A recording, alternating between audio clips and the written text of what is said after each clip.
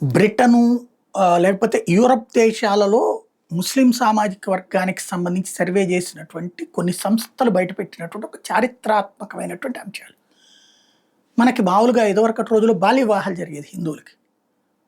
బాల్య వివాహాల కారణంగా ఆవిడ వయసు 25, 30కి వచ్చేటప్పటికి ఒక 10 మంది పిల్లలు ఉండేవాళ్ళు. అప్పట్లో గుర్తుకు తెచ్చుకోండి.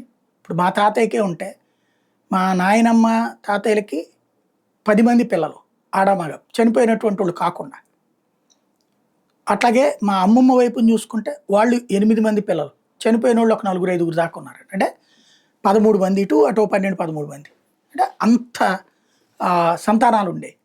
ఇప్పుడు వచ్చేటప్పటికి ఇద్దరుగా వద్దు ఒక్కళ్ళతో ముద్దు అనేటటువంటి రోజులు.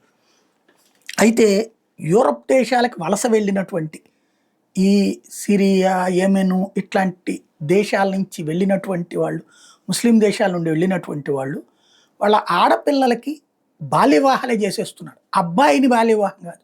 అప్పట్లో మనకు కూడా 40 ఏళ్ల వ్యక్తికి 15 ఏళ్ల అమ్మాయిలు ఇచ్చినట్టు పెళ్లి చేసినట్టు ఇక్కడ అట్లా చేస్తున్నారు. తద్వారా అధిక సంతానాన్ని కంటున్నారు. తద్వారా ఆయా దేశాల జనాభా కంటే రాబోయే 20, 30 ఏళ్లలో ముస్లిం సంఖ్య పెరగబోతోంది. ఇది అంచనా.